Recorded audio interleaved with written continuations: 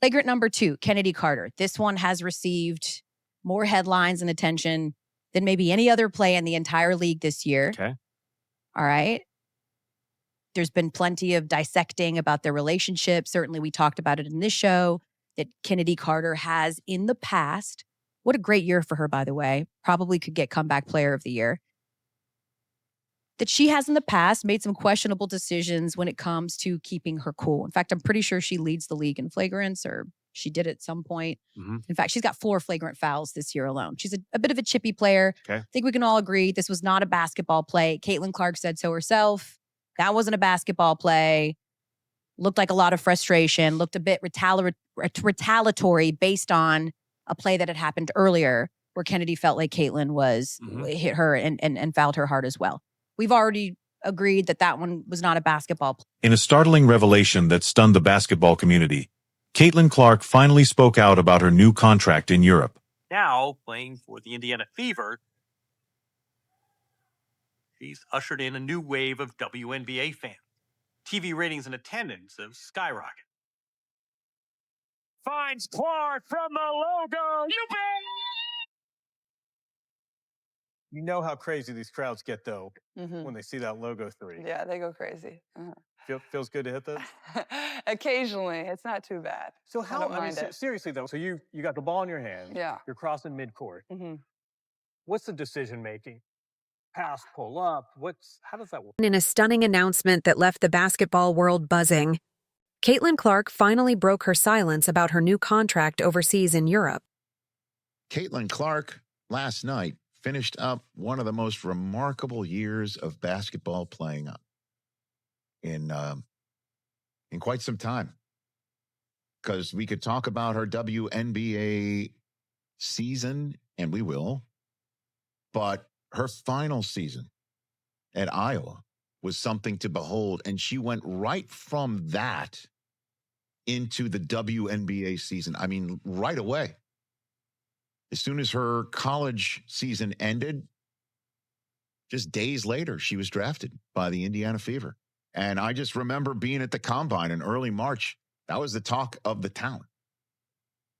In addition to what we were seeing out of the Pacers and the Combine being there, it's like Caitlin Clark's coming here, the Big Ten. The WNBA's Rookie of the Year revealed her decision for the coming season on Instagram, putting an end to days of rumors and speculation that had fans and analysts on edge waiting for the big announcement. Clark had gone quiet on social media following the Indiana Fever's tough playoff exit against the Connecticut Sun, sparking questions about whether she'd return, whether her standout rookie year was just the start, or whether she might take her talents elsewhere entirely. On the handoff, go with Caitlin Clark. That's why Aaliyah Boston can make that spin move and attack the basket. So the impact of Caitlin and Kelsey Mitchell on the floor opens things up. I miss doing women's sports with you. We don't get to do it as often as we used to. So here's the thing. Caitlin Clark is going to be fine. Yeah. Okay, there's 2 things that stand out to me. She just played this team, right? And so she understands the athleticism, the footwork, the speed of DiJonai Carrington. And she's just in her 4th WNBA game as a professional athlete.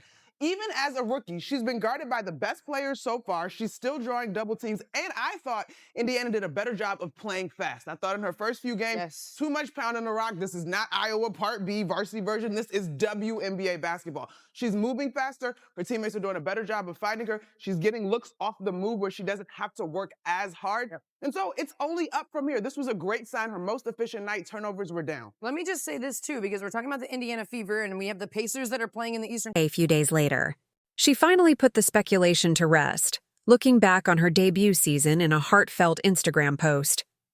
Her words sent ripples through the WNBA. Until then, the suspense had only kept building. Interview. Stick around as we break down what Caitlin's injury could mean for both the WNBA and the Indiana Fever going forward. 5. Her Instagram post kicked off a season that completely reshaped expectations for a WNBA rookie.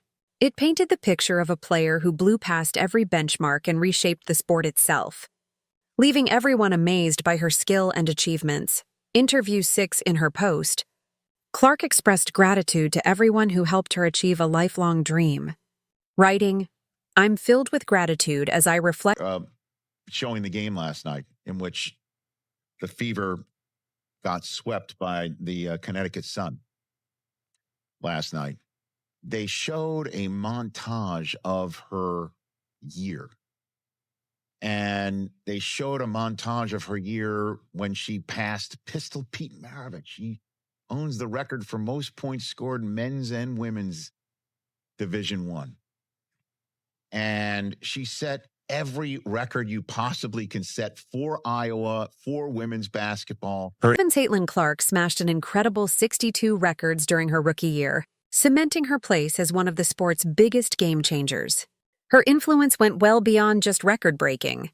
She reshaped how the game itself is played. I'm super excited to be here. I've never had to give an opening statement before, so this is a first for me and a large crowd. But like I said, I'm super happy to be here. Thank you, the Fever, the Pacers. This is a dream come true. Like, these are the moments you dream of. Obviously, Tamika Catchings is here. Like, that's pretty incredible. Somebody I grew up idolizing. Yes.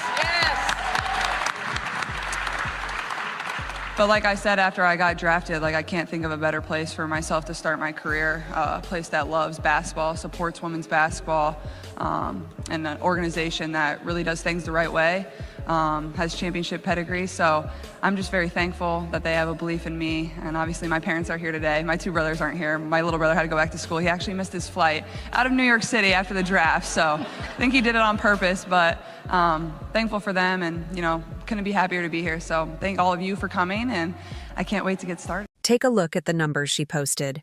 Stats that had analysts and statisticians scrambling to put into words.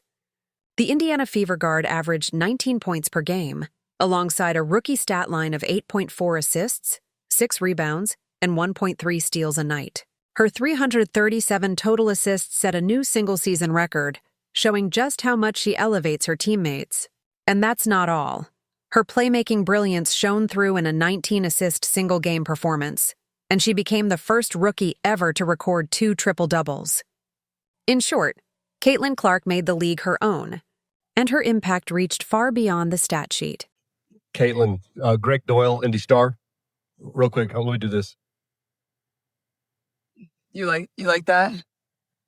I like that you're here. I like that you're here. I do that at my family after every game, so. Okay, well, Very cool. Start doing it to me and we'll get along just fine. So, question is, you didn't have to turn pro. I kind of thought you would no matter what, but how much did Indiana have the no water all pick? Because of the things you said and the driving distance to Iowa, just everything. I'm just wondering what role that might have played. Yeah, it definitely played a huge role, and I actually played at the exact same time as the draft lottery on the night it happened. I'm not sure exactly who we were playing, but I was hoping that Indiana got the first pick. It would have made my life a lot better. So when I saw that, I was pretty excited. And, you know, obviously that's not every single reason of, you know, why I want. Her leading the way, the team posted its first 20-win season since 2015, finishing with a 20-20 record. Even more notably, the Fever made the playoffs for the first time in 8 years. Caitlin Clark has given Fever fans a brand new sense of hope. That's an absolute dime. And then after that, usually somebody picks me up, but if not, you just got to launch it and hope for the best, you know? Hope it goes in, let it fly. That's what people love. So I got to give them what they want. Clark broke down the mechanics and biomechanics behind that signature shot. There we go. Okay. It's the same motion, basically, right? But you're just using more legs?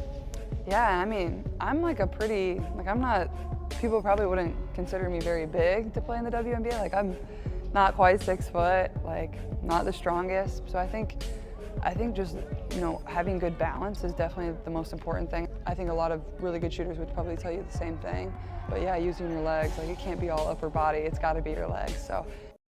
And beyond helping the Indiana Fever rack up wins, Clark's magnetic presence on the court drew in fans, driving up ticket sales and merchandise demand.